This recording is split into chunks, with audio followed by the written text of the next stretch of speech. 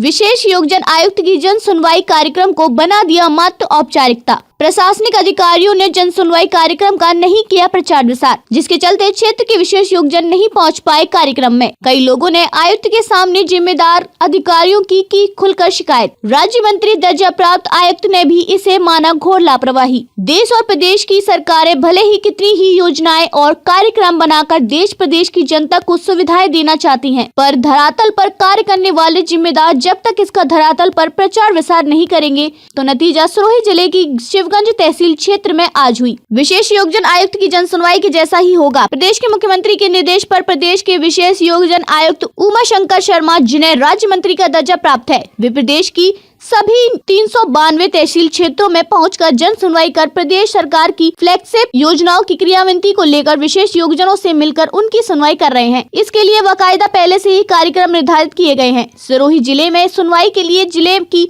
6 तहसील क्षेत्रों में 30 जनवरी, 31 जनवरी और 1 फरवरी की तारीख तय की गई है, लेकिन जिम्मेदारों ने इस महत्वपूर्ण जन सुनवाई को लेकर कोई गंभीरता नहीं दिखाई और न ही इसका उपचार प्रसार किया गया, जिसका नतीजा ये हुआ कि आज शिवगंज पंचायत समिति में आयोजित इस जन सुनवाई में पर्याप्त संख्या में विशेष योगजन नहीं पहुँच पाए। शिवगंज उपखंड के जिम्मेदारों ने सिर्फ औपचारिकता करते हुए कुछ चुनिंदा लोगों को बुलाकर आयुक्त के साथ साइकिल वितरण करवाकर इत्रश्री करवाना चाहा, लेकिन इसी बीच कार्यक्रम के दौरान ही कई लोगों ने इसकी शिकायत राज्य मंत्री दर्जा प्राप्त आयुक्त उमा शंकर शर्मा से करके जोरदार विरोध प्रकट किया, जिसको लेकर आयुक्त उमा शर्मा ने भी इसे घोर लापरवाही मानते हुए जिम्मेदारों को फटकार लगाई। इस जन सुनवाई में शिकायत करने वाले लोगों ने क्या कहा, आप भी सुनिए। सिरोही शिवगंज से हेमंत अग्रवाल के साथ विक्रम सिंह करनौट की रिपोर्ट। मैं राजेश आई वार्ड पार्षद शिवगंज से। जो मिशन तहसील 392 जो रहा है वो अधूरा ही रहा है। क्यों? क्योंकि ये अल्प समय में, बहुत ही कम समय में हमको सूचना मिली तहसील स्तर पर कि आपको जो भी विकलांग है या जो हैंडीकैप्ड है आपके वार्डों में उनको लाइए। बहुत कम समय से, लगभग मुझे अप्रोक्स 10:30 से 11 बजे के लमसम कॉल आया और कॉल पे मैं खुद जहाँ तक के लोगों को घर से लेकर आया हूँ। तो मैं एक प्रशासन की बहुत बड़ी भूल या फिर विकलांगों के साथ अपनी अन्याय कहा जा सकता है या फिर ये मिशन पूरा अधूरा रहा है। आम जन की आवाज़ और अल्प जैसे विकलांगों के लिए बहुत ही निंदनीय विषय है कि इनको सूचना न देकर कई लोगों को वंचित रह गए और भी हो सकते थे। कई लोग ऐसे जो अभी भी घर पर है, उनको सूचना तक भी नहीं, कार्यक्रम की जानकारी भी नहीं। धन्यवाद। लोगों की जानकारी मिली कि भाई वो शिविर है, कि कैंप है, कि क्या नाम है? कांतिलाल जी। सूचना नहीं थी, केवल सुबह अखबार में पढ़ा और उससे पहले कुछ किसी से इन्फॉर्म पड़ा व्हाट्सएप पे, उसके बाद पता चला तब हम आए। लेकिन एक ही दिन में हमारे पास कोई तैयारी नहीं होती, हम कैसे आप आए वो भी हम ही जानते। कितने घंटे पहले सूचना दी गई आपको? सुबह 7 बजे अखबार में आया। अखबार में पढ़ा? हाँ। विभागीय कोई सूचना नहीं आप लोगों के पास? नहीं। धन्यवाद। व्हाट्सएप पे मैसेज था, दोस्तों के ग्रुप से मिला। धन्यवाद। क्या नाम है आपका? सुरेश कुमार। मैं सिरोही जिले से मनोनीत सदस्य, प्रशासन द्वारा, राजस्थान सरकार और प्रशासन द्वारा चुना हुआ मनोनीत सदस्य नरपत सरगरा। मेरे को भी मालूम नहीं कि ये कैंप दिव्यांगजना विशेष योगजन के लिए ये कैंप रखा है, लेकिन मेरे को भी सूचना नहीं मिलती है कि वहाँ कैंप रखा है। एक ग्राम सेवक का फोन आया, वो भी बागसिंग ग्राम पंचायत ललित जी मीणा का, और उन्होंने कहा कि तुम्हारे यहाँ कैंप है, लेकिन प्रशासन, पंचायत समिति और किसी ने हमारे को कोई सूचना नहीं दी कि ये यहाँ दिव्यांगजनों का कैंप है।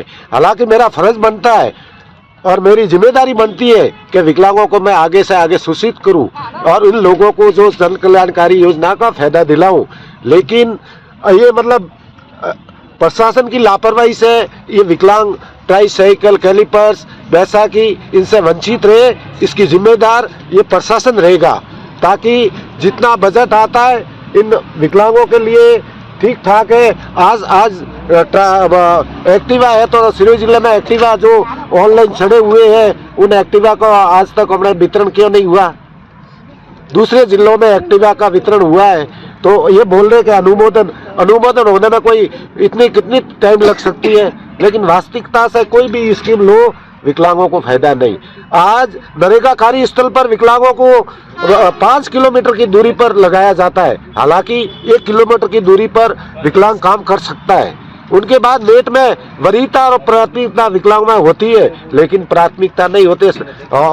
उन्हों को तो मतलब 8वीं पास में अभी मेट में नहीं लगाया जाता, तो कहाँ सरकार प्रशासन हमारा काम कर रहा है। और मुख्यमंत्री स्वरोजगार ऋण आज कितने पेंडिंग पड़े हैं फॉर्म, लेकिन यही विकलांग कहते हैं कि हमारा तो भाई साहब अभी तक कोई ऋण माफ तो नहीं, मतलब पास भी नहीं हुआ है। इतने दर ठोकरे खा रहे हैं, लेकिन ये प्रशासन से, हम सरकार से कह रहे हैं कि इन विकलांगों की समस्या सुने, तो हमारा उद्देश्य ये सही रहेगा। में कुछ भी नहीं है। इसकी सूचना जारी कर दी गई थी 1 हफ्ते पहले आयुक्तालय विशेष योगेजन से, और ये कोई एक कार्यक्रम नहीं है, पूरा राजस्थान के अंदर हर तहसील पे। ये जो बता रहे हैं अभी आनंद फानंद हमको मालूम ही नहीं था। अब देखिए जो भी है, जिसके तरीके से प्रचार प्रसार किसी ने नहीं किया, जो भी है उस पर देखेंगे आगे क्या है। और अभी जैसा कि सुनवाई कार्यक्रम 1 तारीख सिरोही हमने रिजर्व रखा है, इसीलिए जहाँ जहाँ कोई कमी रही होगी उसको 1 तारीख को कवर करेंगे। मोबाइल कोर्ट भी है, उस दिन सिरोही में सुनवाई कार्यक्रम भी रखा है। और हम तो हर तहसील पे इसीलिए जा रहे हैं कि व्यक्तिगत मिल सकें, व्यक्तिगत मिल के जानकारी देना उचित है। और हर विशेष योगेजन से जब व्यक्तिगत मिलते हैं तो उनकी समस्याओं को सुन पाते हैं और उनको योजनाओं का लाभ दिला पाते हैं, विभागीय जानकारियाँ उनको दे पाते हैं, सरकार क्या क्या योजनाएं चला रही हैं वह हम समझा पाते हैं। चिरंजीवी स्वास्थ्य बीमा योजना जो कितनी शानदार योजना है, पूरे भारत के अंदर राजस्थान में चलाई जा रही माननीय मुख्यमंत्री अशोक गहलोत जी के नेतृत्व में, जिससे आज विशेष योग्यजनों को सबसे ज़्यादा जरूरत महसूस होती है। आज आपने देखा होगा कुछ पैरों का इलाज करवाना चाहते हैं, कोई आँख का इलाज करवाना है, किसी को कॉन्क्लेयर इम्प्लांट की आज आप देखें 3 से 4 लाख रुपये उस पर खर्च होता है। तो आज इसको चिरंजीवी स्वास्थ्य बीमा योजना में 3 से 4 लाख रुपए तक के कॉन्क्लेयर इम्प्लांट को निःशुल्क कर दिया गया माननीय मुख्यमंत्री जी की संवेदनशीलता के चलते। तो यह भी बहुत बड़ी बात है, जब मालूम नहीं होगा तो अपना इलाज कैसे कराएंगे। तो इन्हीं सब बातों का प्रचार प्रसार हम स्वयं भी करते हैं, विभागीय अधिकारी मौके पर उपस्थित रहकर भी करते हैं। आज ये 121वीं तहसील है। बीकानेर संभाग के 4 जिलों की 36 तहसील पर सुनवाई की गई। उसके बाद उदयपुर संभाग का द्वितीय चरण में 6 जिलों की 72 तहसील पर सुनवाई की गई। और तृतीय चरण में हम लोग जोधपुर संभाग में जालोर में कल सुनवाई हमने पूरी की है और मोबाइल कोर्ट का वहाँ एक आयोजन किया गया था।